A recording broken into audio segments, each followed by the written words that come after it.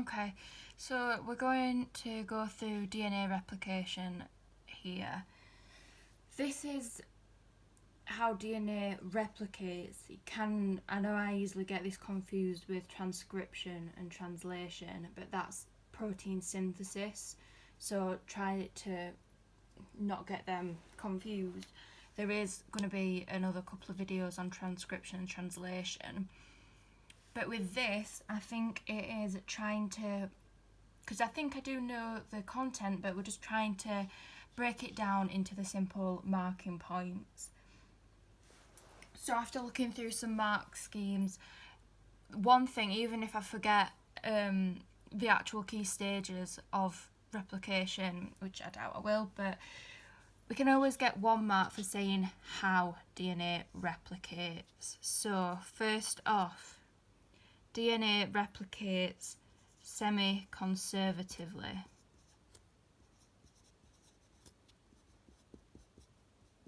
So that just means that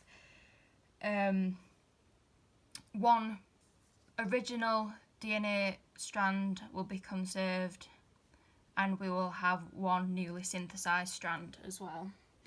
But you can just say that. So then if we're going into the stages of it, so we're going to start with firstly what we're going to have. So we're going to have the DNA unwinds, and that is catalyzed by gyrase enzyme. Okay, so usually we get a mark for saying that it unwinds and a mark for saying that we've got the gyrase enzyme. Secondly then, so once we've got the DNA unwind, we've got our 2 strands separated, we are now going to unzip the 2 strands by breaking the hydrogen bonds. So we can say that the DNA strands unzipped. But this word can sometimes not be accepted on the mark scheme, so you must say that the hydrogen bonds are broken, just to be safe. I don't know if you can see that, but I've just wrote break. That is catalyzed by helicase. So you have 1 mark for saying helicase and 1 mark for the hydrogen bonds and the unzipping there. Right, and then thirdly, once we've got them unzipped, we're going to have complementary base pairing.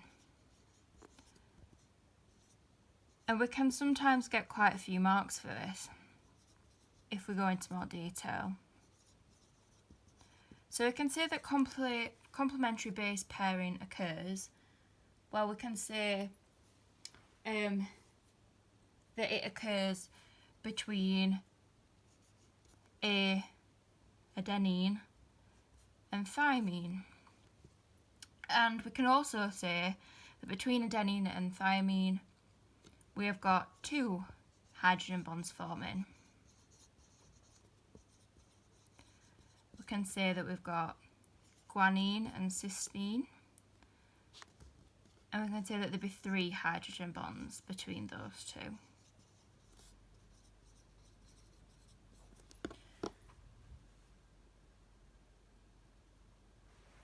Right, let's go wipe this off then, and we can go on to the 4th step.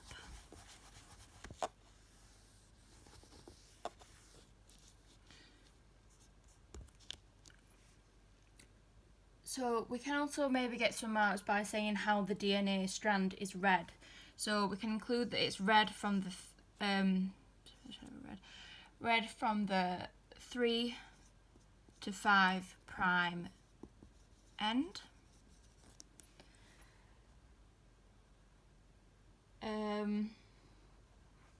And then we can also say how DNA is synthesized. So this is just an extra part.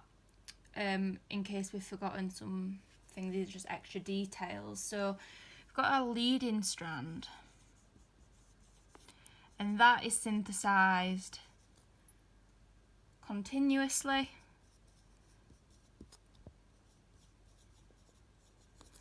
And then we have our lagging strand, which is synthesized discontinuously.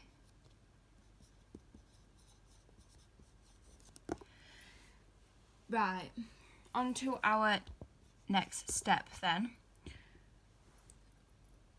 So we're going to have, because replication is occurring at different replication bubbles, so that's a key word that we're going to include, replication bubbles.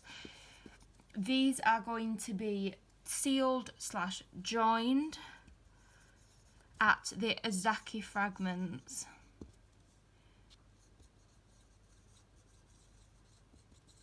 And that is going to be catalysed by the ligase enzyme.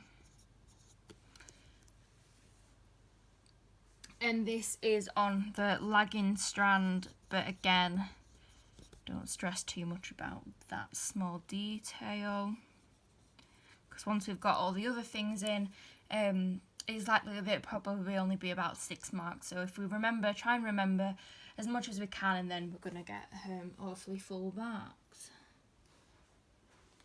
And then after this, once we've got our 2 strands that are being replicated, we are going to have the DNA strand, it's going to recoil into its original shape.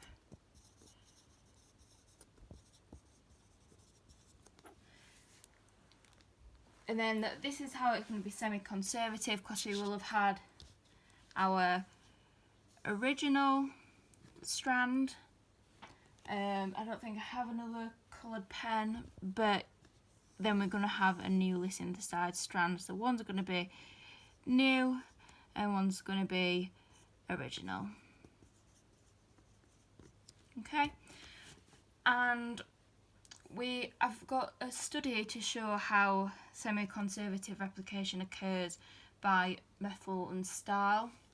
So I'm not going to go into that in this video here, but if you want to know about that, watch the next video about methyl and styles experiment to show semi-conservative replication. Thank you for watching.